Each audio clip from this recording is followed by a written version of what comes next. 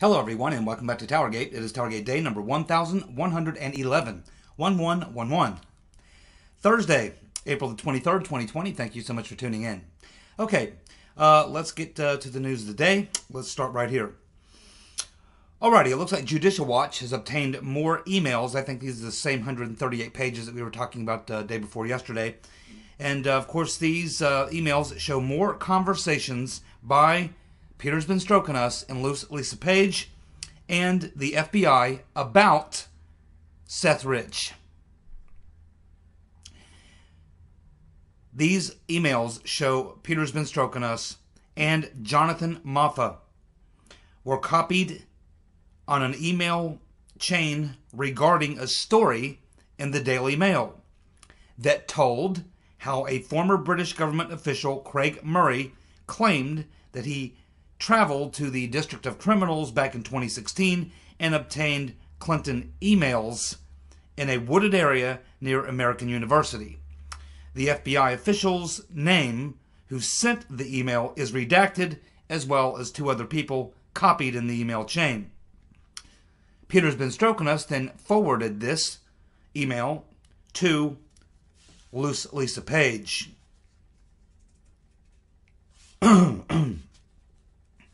Now, page 47 of the Mueller report says, quote, "The office cannot rule out that stolen documents were transferred through intermediaries who visited during 2016. Now, the Mueller team never looked into the Seth Rich matter, as far as we know, and we know that they never interviewed Julian Assange. Seth Rich, it's a story that just won't go away. And rightly so. Because it's interwoven into the narrative, the Russia hacked the elections in 2016 narrative. And as long as people want to keep that Russian narrative alive, the Seth Rich story is going to stay alive. Now, this particular story here is a very old story. We've been hearing this for many of you who follow the Seth Rich saga have heard this story many times. We know about the Guardian article.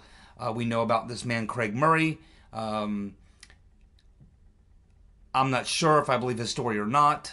I believe that the crux of his story, which is that, you know, it was likely Seth Rich who provided the DNC emails to WikiLeaks. As far as his role in it, I'm not so sure. He's kind of a sketchy character. What can I say? I don't know the man. I can't, vouch for the man. I can't confirm anything on the man or anything else. He's just a guy out there, saying these things. And if he would have been the first one to say it, it might have been, more credibility. But he could also be piggybacking on this just to get some attention. I mean, I don't know. He could be legit. Maybe he is. Maybe he isn't. I don't know. But what's interesting about this is that someone in the FBI thought that the story was worthy, in the middle of this investigation, was worthy of being passed along to the number 2 man in counterintelligence at the FBI who was running the Crossfire Hurricane operation. Well, at that point he wasn't, but he would later become running the Crossfire Hurricane. Well, at that time when he got the email with the story, he was, but at the time when the story was written, he was not.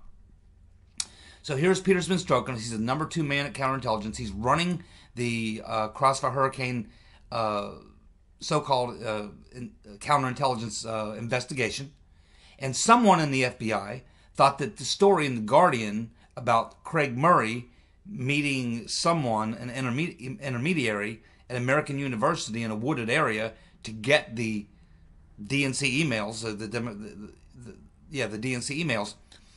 Someone thought it was important enough that Peter's been stroking us. Have a look at that. Someone thought the story was, in other words, someone at the FBI didn't look and say, this is just fake news. No. They took the story seriously enough that they forwarded it to the guy running Operation Crossfire Hurricane, number 2 man in counterintelligence. I mean, that's a pretty high FBI official to be sending him an article like this if you just thought it was a bunch of nonsense.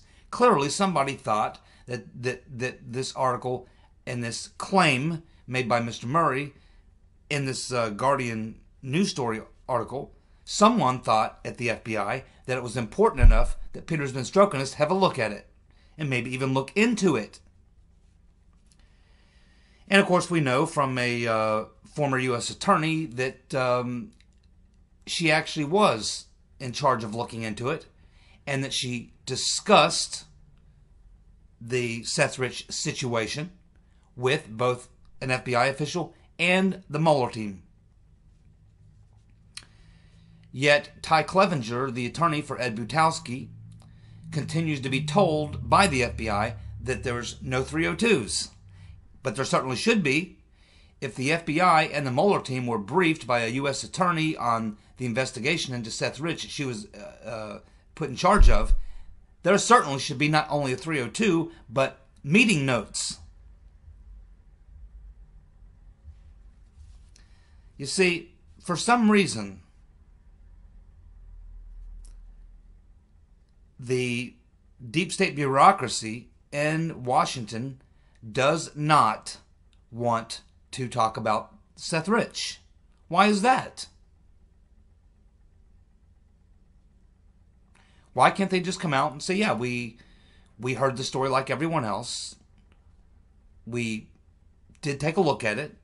We looked into it, and we had no finding, or we found conclusively that the rumors and theories going around there didn't hold up to the evidence, or we have not reached a conclusion, it's still under investigation. There's a lot of things they could say, but it's the fact that they simply won't even talk about it, and anyone who does immediately is blacklisted, or their videos are pulled off of YouTube if they run advertising or are listed, which I am not. It's the only reason I can talk about it. So it continues to be a mystery. It will continue to be a mystery until it is solved. And again, I think the only hope we have of it being solved, short of Julian Assange cutting a deal with the government, or Julian Assange hitting his button, releasing something that proves it, making those documents public, or something, it's likely the truth is not going to come from the deep state, is it? No. If the truth's going to come out, it's going to come out from Assange, someone on the inside, maybe Aaron Rich, someone in his family, his brother, someone who actually knows. And they better have some evidence to back it up. But until then, we'll continue to poke around in the story, follow the story, and see where it goes. And, we don't know if Durham's looking into it or not. I don't know. But if he went looking into the origins of the, Trump-Russia collusion story, if you're looking into the origins, you're going to be looking into the so-called hack of the DNC. That's kind of what propagated the Russia interfering in the 2016 election. That's where it all got started. If you're looking into that, the origins, it's hard not to stumble across the Seth Rich issue. And if you're John Durham and you're a serious man, it's hard to ignore some of the peculiarities surrounding the events of the DNC hack and the murder of Seth Rich. There's some connection there, and you don't have to be a genius to figure it out, or a great private eye, or a great police detective. At the very least, any prosecutor, U.S. attorney like John Durham, these are people who have very curious minds. They question everything, and they don't rule anything in or out until they can rule it in or out, till they look at it. So we'll find out, maybe someday, or maybe not. But that is the latest. Well, now that everybody has pretty much come out and endorsed Burisma Joe, including Obama, Barack Hussein Obama, Elizabeth Warren, all the previous candidates at Sanders, everyone's pretty much come out and endorsed Biden. Why wouldn't you? Except the Rotten Reverend Clinton. The Rotten Reverend Clinton is the only high-profile Democrat. Even Kerry has come out and endorsed. Her former VP, Tim Kaine, has come out and endorsed. Everyone has come out and endorsed Biden, except for the rotten Reverend Clinton. I find that peculiar. Here's something else I find peculiar. There's a rumor, I don't know if it's a rumor or if it's true, that the New York Democratic Party is in the process right now of taking Bernie's name off the ballot. Who runs the Democratic Party in New York? The Clintons. So why would they want to remove Bernie's name from the ticket in New York? Now, I'm sure he'll still probably get a lot of votes, even though he's, ended his campaign for the most part. Maybe it's just to make sure that Joe Biden can arrive at the convention with the number of delegates to clinch it on the first vote, which he should anyway, because in the Democratic Party, delegates are not bound like they are in the Republican Party. In the Republican Party, the delegates are bound. Not in the Democratic Party. Now, regardless of who many of them Democrats voted for, delegates who their votes were cast for to represent as a delegate, once they arrive at the Democratic convention, they'll likely all switch their vote over to Biden because they can. Because that's what they're allowed to do. And most of their candidates, at the time when they voted for him or represented him, they were in the race. Now they're not. There'll only be one person in the race at the convention, so far as we can, at this point, as far as we know, and that would be Biden.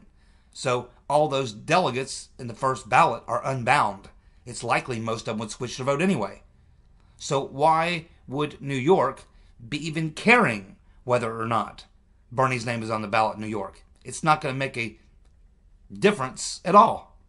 When you arrive at the convention, it'll have nothing really, there's no there really. So why is it so important to do that? Knowing good and well it's only going to tick off all the Bernie supporters. And there's a lot of them in New York.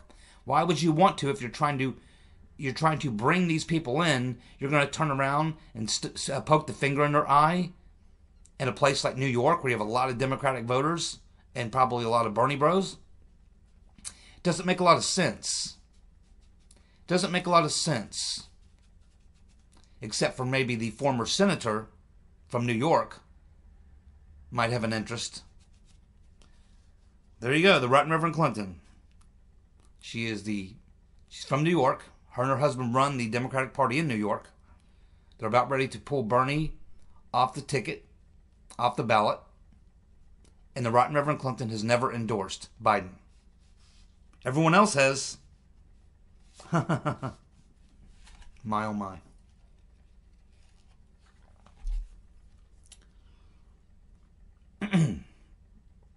By the way, I guess some of you may have seen that clip of Burisma Joe with Al Gore. Burisma Joe and Al Gore. Of course, Al Gore just wants to talk about environmental things, but Biden, of course, cannot even stay on topic long enough to discuss the issue. But again, as you're watching this interview, they just give you a brief clip of it, but you can see that the look on Gore's face as he's watching Biden getting lost in his own mind, again, as he often does, not able to make a coherent, statement or what have you. You can just see the look on Al Gore's face. It's the same look that we saw on the face of Anderson Cooper and that Dr. Gupta guy about a week ago. Same look. It's a look of, oh my God, this guy's the nominee? He's nuts. He's lost his mind. Yeah, that's the look. Al Gore. And Al Gore is probably sitting back going, damn, maybe I should have threw my hat in the ring. I could have beat this guy. He's playing with half his brain tied behind his back, and the other half's on vacation. There you go. Al Gore.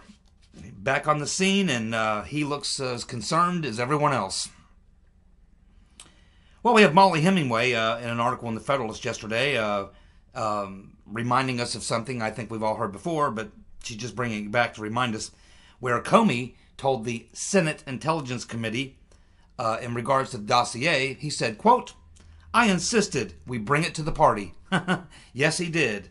Oh, yes, that's going to be very, very important to Mr. Durham, because right now, Brennan, Clapper, and Comey are trying to distance himself as far as they can from the dossier, but we have all of them on record basically saying that they supported the information in one way, in one form or another, being put into the ICA and used in the Carter Page FISA applications.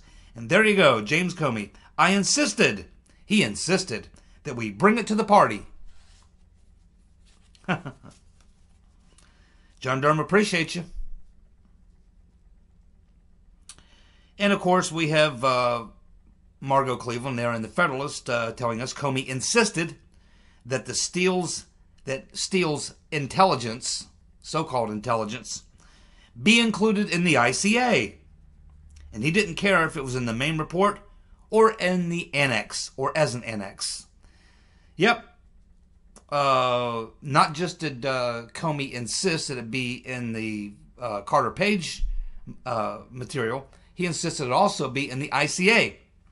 Even though we've literally got him on 2 or 3 times doing public speeches or being asked in media appearances where he denies that and acts as if it was Brennan who was pushing that. And Brennan saying no, it wasn't part of the corpus of the intelligence. When in fact, we've got Brennan himself from people who were interviewed at the CIA say no, Brennan was pushing hard. These guys are liars. And Durham's got him. I mean, I'm sure he's got him red-handed. And of course, we learned from Bill Priestap that he was questioned about it, and he said that the FBI really didn't want to stand behind Steele's reporting, even though they had just used it to get 2 Carter Page FISAs and would then use it again 2 more times. This is the head of counterintelligence, the FBI, saying, yeah, we really didn't want to stand by the Steele reporting, even though we already used it twice, and we'd use it 2 more times later. Man, these guys got a lot of problems.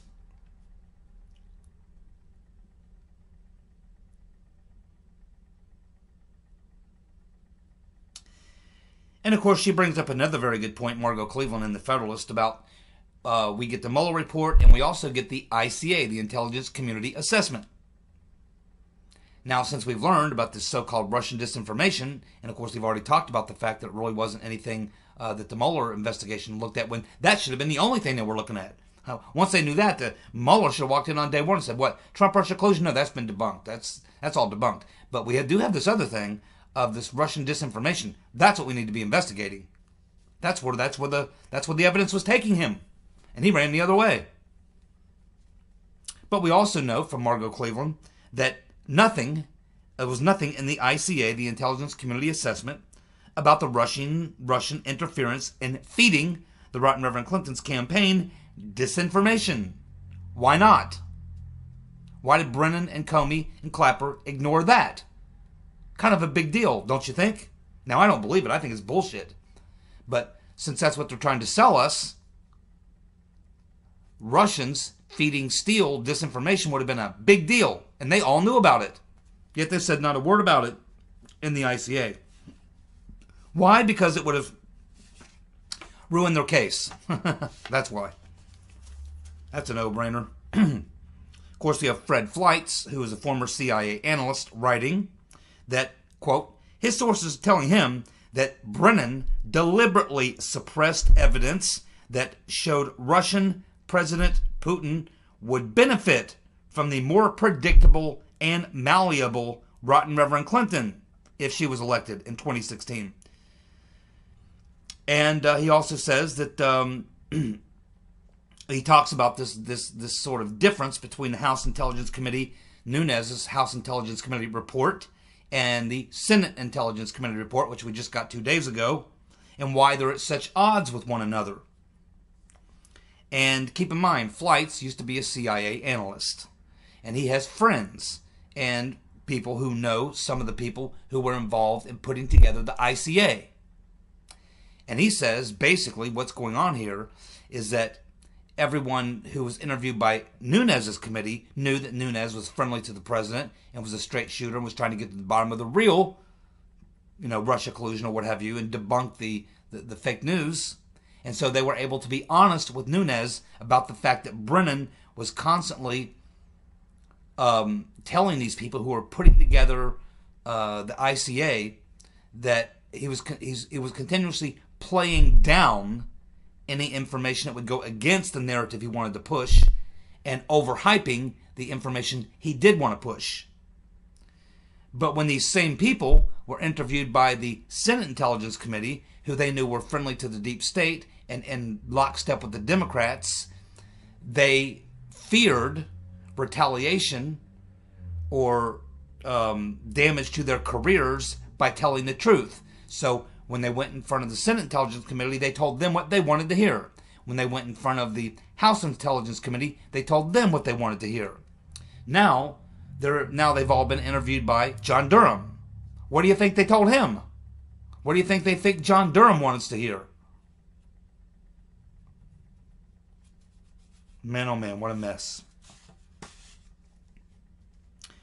Now, just want to follow up on a couple of Jeff Carlson. We really haven't checked in with Carlson in the past couple of weeks. I check on his site, but, hasn't been much new lately. But about a week ago, we did put up a new story, so I just want to go through some of the highlights of that. Some of this is new, some of this is just a different take on some older things, but it's worth looking at. So Jeff Carlson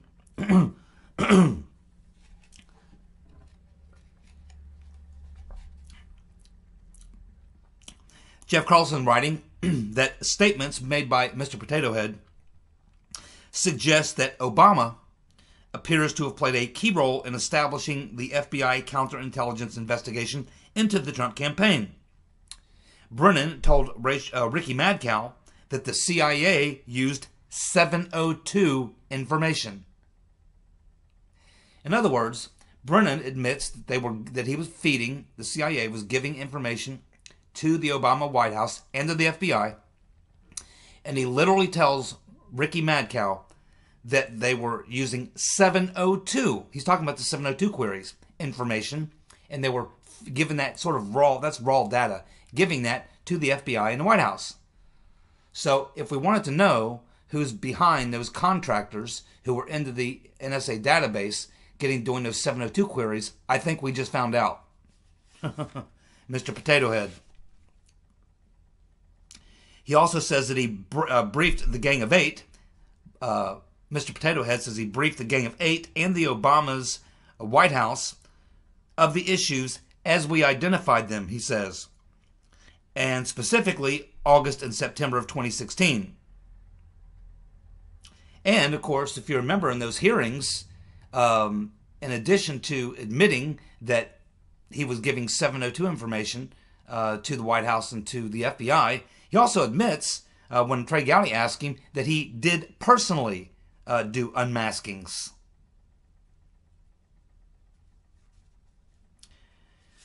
Then we have Undercover Huber, basically saying on April 13th of 2017, when he was questioned, Priestep told Congress that the FBI didn't want to stand behind the dossier, what we just talked about a few minutes ago, despite the fact that the FBI had already used the dossier to get the first two FISAs, and we go on to get two more.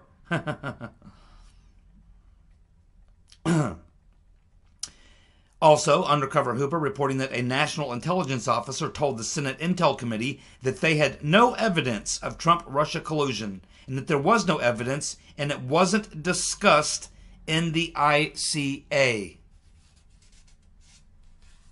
But clearly, when you read the ICA, you can tell that that's what it's all about. They never come out and really say it. They just dance all the way around it. And all of the things that they're wanting to look at would be for the benefit of what? It could only be Trump. I mean, he would be the subject of everything they're trying to do. Why do they want to look at this? Why do they want to look at that? Why is this here? Why would Russia want to do this? Who would Russia try to help? All this. Trying to hurt Hillary, trying to help Trump, working with these people, working with those people. It's everything around Trump. He is the subject of all of it. He's the question mark in the center of the circle that they left out. And you don't have to be a genius to figure out, just as Attorney General Barr has pointed out, you don't have to be a genius to figure out exactly who was the subject of this, who was the target of this. It wasn't Carter Page. Nope. It wasn't Carter Page. Wasn't Papadopoulos. Wasn't the Russian trolls. Nope. It was Trump. Now, just a couple minutes here, I want to throw something out at you. First, let me ask a question, and then I'll give you my thoughts on it. So, here's a question. It's a little deep, but I'll throw it out there anyway. Did Mr. Potato Head, John Brennan, lure Christopher Steele to seek out information from some Russians, the ones that Brennan brought into the game, so that Steele would come calling?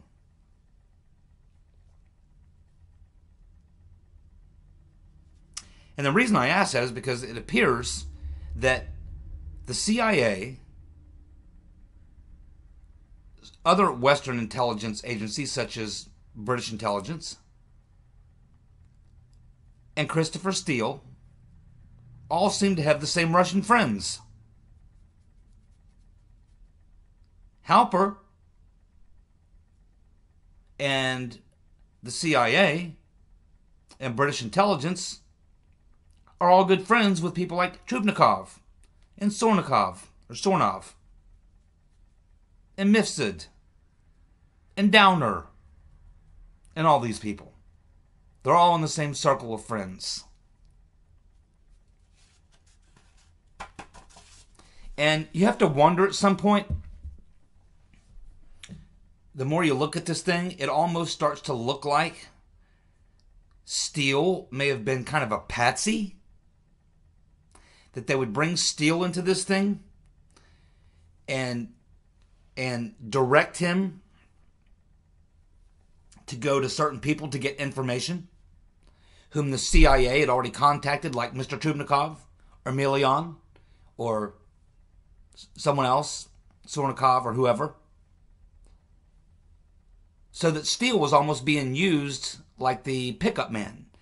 The CIA would drop the information that they wanted Steele to get onto these assets, these CIA assets and contacts, people who are Russian names, former Russian officers or military intelligence, what have you, who now are just friendly with the West, friendly with the CIA, friendly with MI6, friendly with various Western intelligence agencies, globalists and those types of people.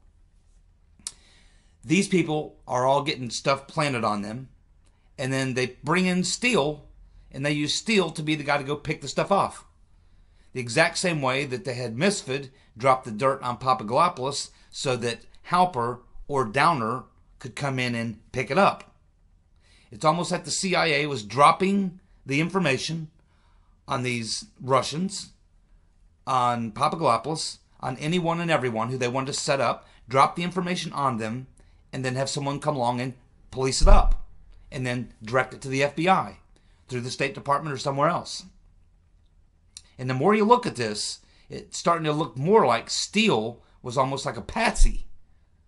Like he was brought in to be, for the FBI's purposes, to launder the intelligence. But for the intelligence people, Steele was a mighty handy guy to have around because he's a putz. And so if Brennan wanted to, Brennan could go to Trubnikov, or he would go to Halper and say to Halper, hey man, give Trubnikov this information. And then give us Sornov, and tell Sornov this information. And then at some point they tell Christopher Steele, hey, you ought to check in, some guy who might really be able to help you out with this investigation you're doing. Trubnikov, he knows people. You ought to talk to him. And Sornov, you ought to talk to him.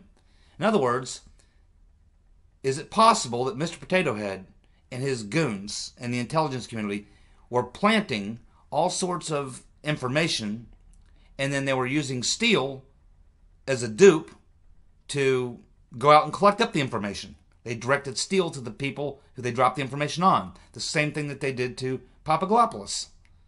They would, because when you look at this tactic, it's being used over and over again. So it's starting to look like Steele was more of a patsy than anything else. He wasn't the originator of anything. All he was really doing was going out and collecting up stuff that other people gave him, and they were getting it from somebody, and it doesn't look like it was Putin's Russia or Putin's intelligence. It looks like it was the CIA. So one thing that's kind of makes all this very kind of tough to sort out, and the reason why John Durham has a fairly complex investigation to look into, is because this is not all of this stuff makes perfect sense on its face, and there's a real good reason for that, and it's because it's very unlikely that someone sat around in the spring of 2016 or even earlier, late 2015, and concocted this entire plot and said, hey, how about this plot, and laid it all out, and then they went out and executed it, and it all just sort of fell into place. I would say it's highly unlikely that that's what happened. I think it looks more like to me that what you had here was a general rough idea by the Clinton campaign to try to paint Trump as a Russian stooge and anyone around him. And from that, you had various other groups who maybe not in direct contact, but were certainly in alignment with this thinking, because the Clinton campaign is pumping it out there through the media. The FBI picks up on it, the CIA picks up on it, British intelligence, Ukraine, everywhere. Everyone's picking up on this narrative, and they start kind of putting together their own plots. And there's some coordination going on between the DNC and Ukraine. There's some coordination going on between some Hillary people and State Department and FBI. There's some stuff going on between Fusion GPS, and then they bring in Steele, and he's got some mixing going on with the CIA, British intelligence. He's back. I mean, what you see here is this web of activity going on for this period from the end of 2015 up through the election period. And I would say it's much more likely that this was not a well-crafted, well-coordinated, well-executed plan. It was more likely a sort of scattered effort by various different groups, not necessarily communicating together, but working in unison because they all understand what they're trying to do. They're on the same track, but they're all kind of running their own little thing. They're tripping over each other. They're getting in each other's way.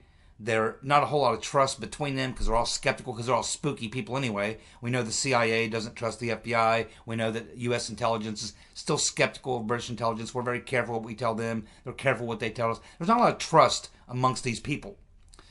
But rather than a real well-coordinated effort, I think that this was a very scattered effort, and that there were certain areas, certain lines that intersected and overlapped, and joined together and split. And so I think it was a real scattered sort of thing that was happening, which makes everything look real sort of herky-jerky and haphazard because there's too many mistakes.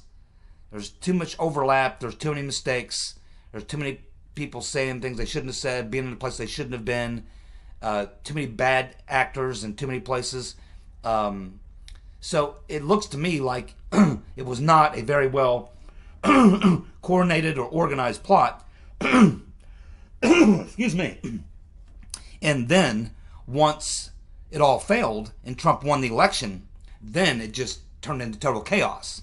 And once Trump won the election, a lot of people got very nervous about, now we're in trouble because Trump's going to come in, he's going to be president, he's going to find all this out.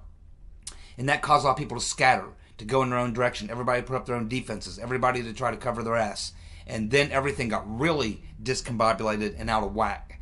So I think what we're going to find when we get to the end of this is that rather than being a very well coordinated, executed plan that worked out just about the way they wanted to, what we're going to find out is that this was a very scattered effort by a bunch of different players, sometimes overlapping and this type of thing, and sometimes parting. And then when Trump won the election, everybody got really scared and started doing really stupid things. Everybody trying to cover their own butt and making a lot of mistakes. And I think that's why this thing looks like such a discombobulated, effort, because it was. Thank you so much for tuning in. I'll be back tomorrow with more TowerGate. See you guys. Bye.